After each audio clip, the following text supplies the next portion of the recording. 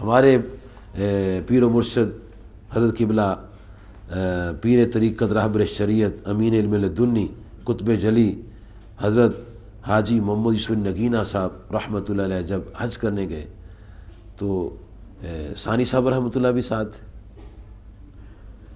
حضرت قبلہ ثانی صاحب رحمۃ اللہ شیر ربانی رحمۃ اللہ کے بھائی جی شرف پوری رحمۃ اللہ علیہ، اور علماء کرام بھی تھے. تو جب مدینہ شریف گئے نا تو آپ نے حضرت بابا سرکار رحمۃ اللہ نے علماء سے کہا کہ یار تم نے کوئی زندہ عاشق رسول دیکھنا ہے، ایسا عاشق دیکھنا ہے جنہیں نبی پاک کا دیدار کیا اور موجود ہے. لوگوں نے کہا لو جی کمال بات ہو رہی ہے، کہاں کوئی عاشق اب رہا ہوگا؟ ایک صدی میں تو سارے عشاق جو تھے وہ فوت ہو گئے، تمام صحابہ کرام وصال کرے ایک صدی میں پوری آپ کے وصال کے بعد. کہا میں تمہیں ایک ایسا عاشق رسول دکھاتا ہوں یہ ابھی تک زندہ ہے. اچھا، لوگوں نے کہا پتہ نہیں کون ہے اور کہاں ہے. تو علماء کرام جو ساتھ تھے ان سے آپ فرمانے لگے کہ تم میرے ساتھ چلو میں تمہیں دکھاتا ہوں. تو آپ سب کو لے کر احد پہاڑ کے پاس آ گئے، فرمایا یہ عاشق رسول ہے. اور پھر آپ نے حدیث شریف سنائی کہ آقا علیہ السلام نے فرمایا کہ میں احد پہاڑ سے محبت کرتا ہوں، احد پہاڑ میرے ساتھ محبت کرتا ہے. تو یہ زندہ عاشق رسول آج بھی آپ کو نظر آئے گا. اور جب کبھی اللہ تعالیٰ کے فضل و کرم سے نبی پاک صلی اللہ علیہ وسلم کے بلاوے سے مدینہ منورہ جانے کا موقع ملے تو اس عاشق رسول کا دیدار ضرور کریں. جی کیا شان ہے اس پہاڑ کی. تو یہ پہاڑ بھی کمال عاشق تھا. جب نبی علیہ السلام اس پر تشریف لے جاتے تو وہ جھومنے لگتا تھا. آپ نے سنا ہوگا کہ جب نبی علیہ السلام معراج کی شب براق پر سوار ہوئے تو براق بھی ٹاپنے لگا. تو جناب جبرائیل علیہ السلام نے کوڑے کو ایسے چھوڑا اور فرمایا کیا تم دیکھ نہیں رہے تیرے اوپر امام الانبیاء علیہ السلام سوار ہو رہے؟ اور وہ خوشی سے جھوم رہے تھے، براق خوشی سے جھوم رہا تھا. کسی شاعر نے کیا خوب لکھا ہے کہ گھوڑے نے براق نے کہا نمی دانم کہ آخر چو دمے دیدار میں رقصم مگر نازم بری ذوقے کے پیشے یار میں رقصم.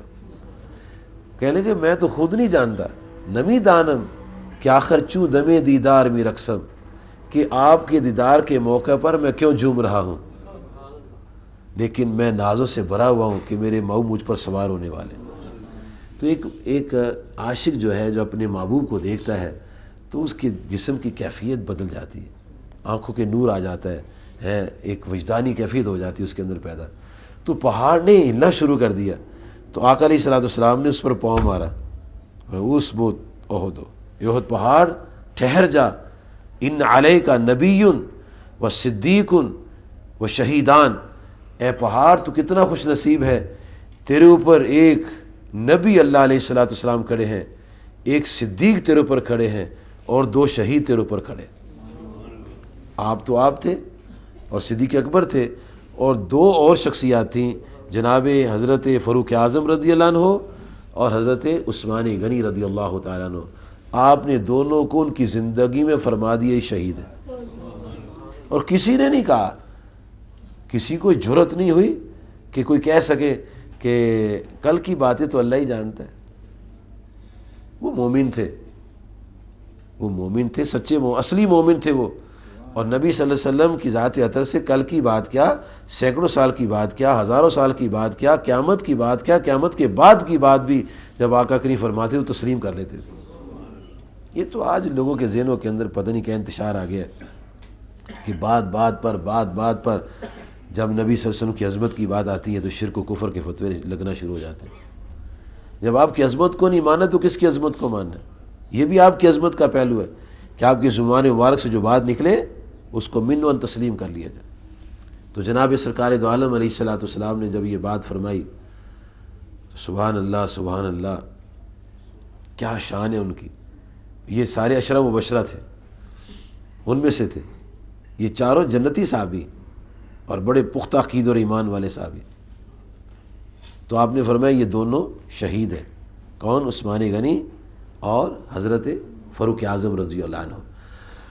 حضرت ابو موسیٰ اشعری فرماتے ہیں کہ ایک دفعہ حضور علیہ الصلوۃ والسلام ایک باغ میں تشریف لے گئے، اس کا ایک دروازہ تھا، تو ایک بندہ دروازے پر کھڑا ہوا تو اس نے دروازہ کھلانا چاہا کہ دروازہ کھول دیا جائے، تو نبی صلی اللہ علیہ وسلم نے فرمایا ابو موسیٰ اشعری اس آنے والے کو جا کر کہہ دو تو جنتی ہے، اور دروازہ کھول دو جا کے۔ جب دروازہ کھولا تو جناب حضرت ابوبکر صدیق رضی اللہ عنہ، پھر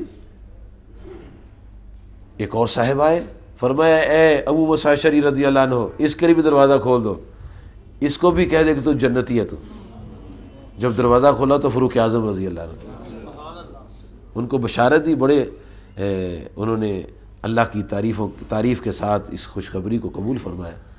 پھر تیسری ایک شخصیت آئی، فرمایا اس کو بھی جا کر فرما دو کہ تم جنتی ہو اور تم پر بلوہ ہوگا۔ جب دروازہ کھولا تو عثمان غنی رضی اللہ عنہ، تو صحابہ کرام ان باتوں کو مانتے تھے، تسلیم کرتے تھے، اور آقا صلی اللہ علیہ وسلم نبی اللہ علیہ السلام ان کے مناقب بیان فرماتے، ان کی تعریفیں کرتے تھے، ان کے اوصاف بیان فرماتے تھے۔ حدیث شریف میں آتا ہے ایک دن نبی صلی اللہ علیہ وسلم چلے آ رہے تھے، دائیں طرف حضرت ابوبکر صدیق تھے اور بائیں طرف حضرت عمر رضی اللہ عنہ۔ دائیں ہاتھ سے حضرت صدیق اکبر کا بائیں ہاتھ پکڑا ہوا تھا اور بائیں ہاتھ سے حضرت عمر رضی اللہ عنہ کا دائیں ہاتھ پکڑا ہوا تھا، اور چلے آ رہے ہیں۔ اب صحابہ کرام کے جمع غفیر میں جب دنیا کے حسین و جمیل اور بے مثال شخصیات، جی درمیان میں نبی صلی اللہ علیہ وسلم، دائیں بائیں آپ کے یار شیخین، تو جب صحابہ کرام نے یہ منظر دیکھا تو کمال دلوں کو سرور اور نور حاصل ہوا۔ تو آپ نے ملاحظہ فرمایا کہ صحابہ بڑے خوش ہیں دیکھ رہے ہیں، تو آپ نے فرمایا اے میرے صحابہ کرام سنو، جس طرح آج تم ہم تینوں کو دیکھ رہے ہو کہ دائیں میرے صدیق اکبر ہیں، بائیں میرے فاروق اعظم ہیں رضی اللہ عنہما، درمیان میں ہوں، کل جب قیامت کا میدان لگے گا وہاں بھی ہم تینوں اسی طرح جلوہ افروز ہوں گے۔ کیا بات، وہ سب نے مانا، سب نے اس کو مانا۔ حضرت علی رضی اللہ عنہ فرماتے ایک دفعہ مجھے نبی صلی اللہ علیہ وسلم نے ایک بات فرمائی اور فرمایا علی سنو، جب تک صدیق اکبر رضی اللہ عنہ اور فاروق اعظم رضی اللہ عنہ یہ زندہ ہیں یہ بات کسی کو نہیں سنانی۔ اچھا بات کیا فرمائی؟ فرمایا اے علی سنو، ابو بکر و عمر سیدہ قہول اہل الجنہ، کہ سید ابو بکر صدیق رضی اللہ عنہ اور سیدنا حضرت عمر رضی اللہ عنہ یہ دونوں جنت کے بوڑھوں کے سردار ہیں، جنت کے بوڑھوں کے سردار ہیں۔ یہ آپ نے تو حدیث اکثر سنی ہے نا، الحسن والحسین سیدہ شباب اہل الجنہ، کہ امام حسن اور امام حسین جنت کے جوانوں کے سردار ہیں۔ ان کو فرمایا یہ بوڑھوں کے سردار ہیں۔ اب کیا وہاں سرداری تقسیم ہوگی؟ نہیں، سرداری تقسیم نہیں ہوگی۔ اب اگر غور کریں ان دونوں حدیث پر تو بات بڑی واضح ہو جائے گی۔ جو لوگ جوانی میں فوت ہوں گے ان کے سردار حسنین کریمین رضی اللہ عنہما ہوں گے، اور جو بڑھاپے کے عالم میں فوت ہوں گے ان کے سردار شیخین ہوں گے، جناب صدیق اکبر رضی اللہ عنہ اور جناب فاروق اعظم رضی اللہ عنہ۔ اچھا اب وہاں قیامت کے وہاں جنت میں تو بوڑھا کوئی نہیں ہوگا۔ آپ نے سنا ہوگا کہ ایک اور بوڑھیا تھی، تو آپ نے نبی صلی اللہ علیہ وسلم فرمایا کہ بی بی کوئی بوڑھی اور جنت میں نہیں جائے گی، تو بیچاری رونے لگی کہ جب آپ نے فرما دیا تو میں کدھر جاؤں گی۔ تو جب وہ اس کی آنکھوں میں آنسو آئے، فرمایا گھبراؤ نہیں، اللہ تعالیٰ تمہیں جوان کر کے جنت میں بھیجے گا۔ اب جنت میں سارے جوان ہوں گے، 30 سال کے قریب عمر ہوگی سب کی، تو پھر ان دونوں حدیث کا کیسے ان کو ملا سکتے ہیں؟ اب جب دیکھتے ہیں حضرت امام حسین رضی اللہ عنہ کی عمر تو 56 سال کی ان کی عمر ہے، جی ایسے ہی ان کی بھی عمر ہے حضرت امام حسن رضی اللہ عنہ کی، اور یہ جوانی کی عمر نہیں ہوتی، یہ بڑھاپے کا عالم ہوتا ہے۔ جی جوانی کی عمر تو یہی ہے نا، 20-25 سال 30 سال، یہ جوان سالی کا عالم ہے۔ اور یہ خود جو شہید ہوئے امام حسن رضی اللہ عنہ بھی بڑھاپے کے عالم میں فوت ہوئے اور امام حسین بھی بڑھاپے کے عالم میں شہید ہوئے۔ اچھا، اب یہ بوڑھوں کے سردار ہیں، وہ جوانوں کے سردار ہیں جی؟ تو اصل میں اصل سرداری ان دونوں کی ہے اور یہ ان کی سرداری میں ہے۔ جب سارے جوان ہوں گے، بوڑھے بھی وہاں جوان ہوں گے، جوان تو یہیں جوان ہوں گے جی، تو اصل سرداری شیخین کی ہے۔